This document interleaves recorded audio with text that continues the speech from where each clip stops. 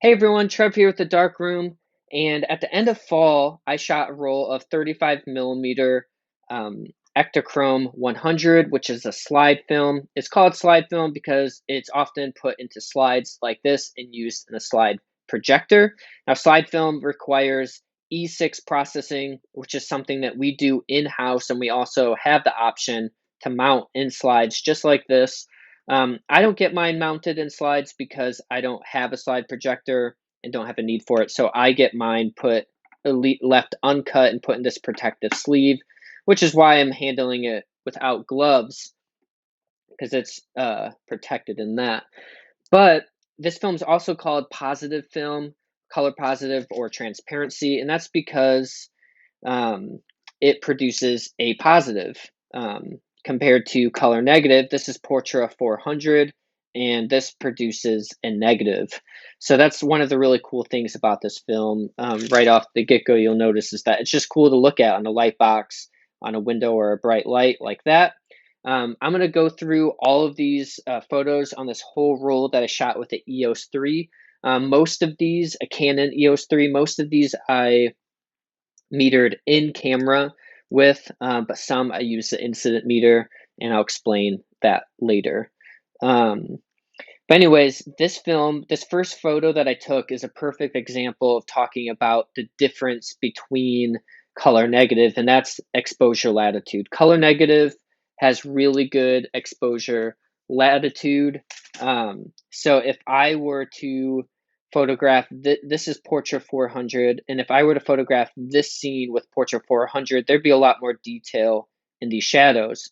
But since Ektachrome has less exposure latitude, um, that's how you get this really dynamic shot where there's darker shadows, which really makes this tree that's getting hit by the sunlight stick out, which I really like. It just works on, it depends on what type of scene and what your subject is and what your preference is, really, of how you would use this film. It's often used for landscapes, but it can be, as you'll see, it can be used for portraits as well. Uh, Slide film in general, but especially Ektachrome, is known for its true real life looking color. Just looks like you're there, especially when you're looking at the film itself. It's just beautiful. There's a shot of the moon right there. Um, this shot's just a tad bit underexposed, but the scanner brought it up a bit, which is nice.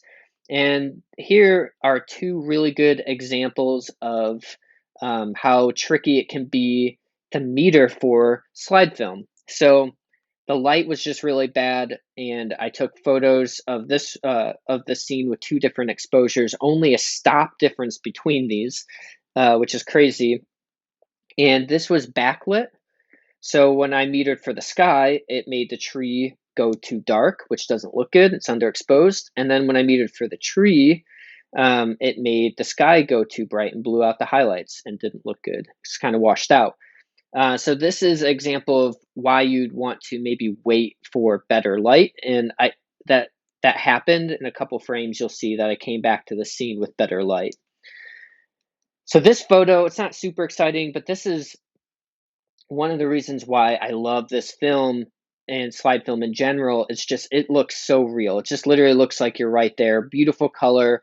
And when I was looking at the scene, there's dark shadows behind it, and that's how the photo came out. Really dark shadows compared to color negative would probably add more detail in those shadows, which might be distracting. But for this, with that more shallow exposure latitude, it it makes those shadows go really dark, which makes it basically just spotlights those succulents right there. This is a scene across from where I live. Okay, here we go. So the sun, it was a little bit later in the day. The sun moved and was hitting this tree from the front. So then it evened out the light, and that's why this photo works a lot better now. So when it comes to slide film, you definitely want to choose your light wisely. With color negative, you could kind of make this work because of its broad exposure latitude. It's a little more forgiving, where slide film will definitely make you work for it. Now, something I love about Ektachrome compared to other slide film, like Fuji Velvia 50 or Velvia 100 or Provia 100F is that it has beautiful yellows and beautiful warmth for a slide film. Because slide film, as you'll see, oftentimes goes a little bit cooler.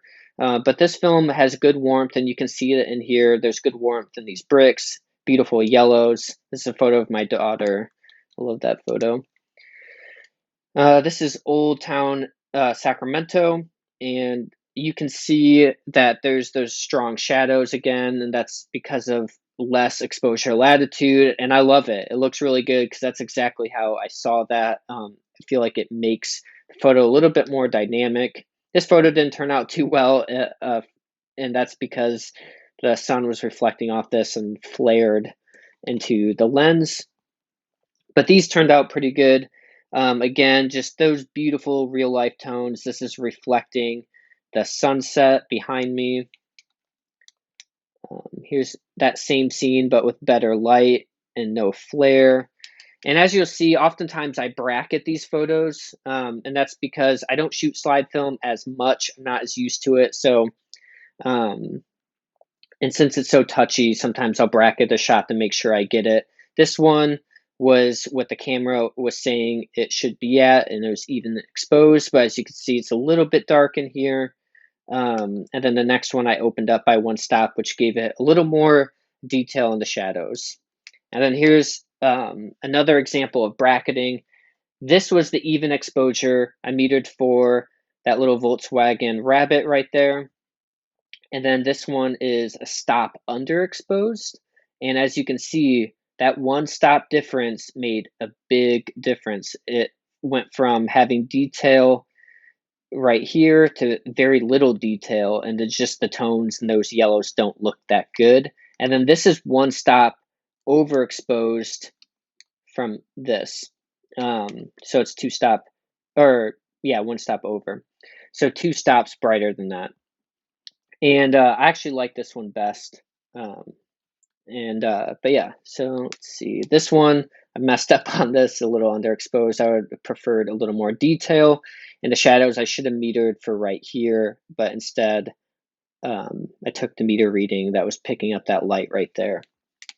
Here's some double exposures, just having fun. They didn't really turn out the way that I was hoping, but they're still kind of cool. It's fun doing double exposures on slide film if you get them to work right. This is another one of those photos that's not super exciting, but it is amazing to see how good the tone and color is. It just literally looks like I'm right there. It's perfect color, really good warmth in those in that wooden chair. And then here's some portraits of my friend Brian. Sometimes, like I said, it can be hard getting the exposure right. So a lot of these I double checked with a incident meter to make sure that I was getting the right meter, the right light and meter reading of that light that was hitting his skin.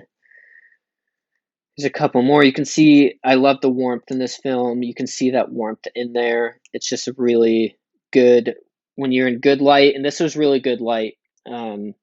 If there was spotty light or if it was backlit or if there was a little bit of light hitting his face from the sun, it wouldn't work well, but it was really good light that was controlled, so it worked well. And then these ones, I really like these. If I would have shot this with, say, Portraiture 400, I would have had a lot more detail in the shadows, which probably would have distracted us from the subject. So that's one of the things that I like about this film is that, it exposes what you want, and then what's in the shadows you don't see as much. So it worked really well for these scenes. And then the last photo, let's see, this is one. So when you're metering for a scene like this and you have that bright white background right there, your in-camera meter could get really confused by that and be like, that's really bright, it's reflecting a lot of light, and then it would underexpose your subject.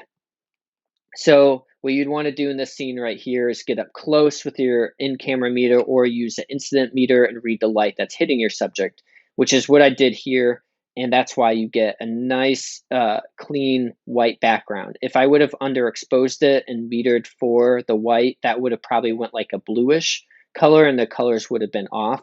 And a lot of times, we get questions about their film, like about slide film, saying that the colors are a little bit off, and most times that's due to underexposure.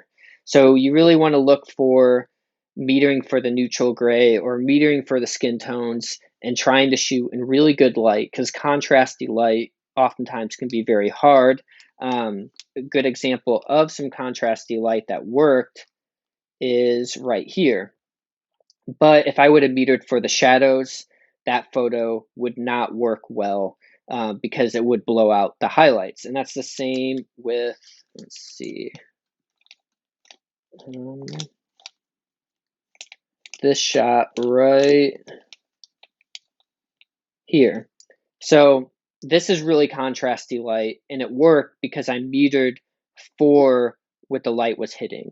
If I would have metered for the background, it would have overexposed these succulents. So you really want to pay attention to your lighting and try to focus on getting really good light.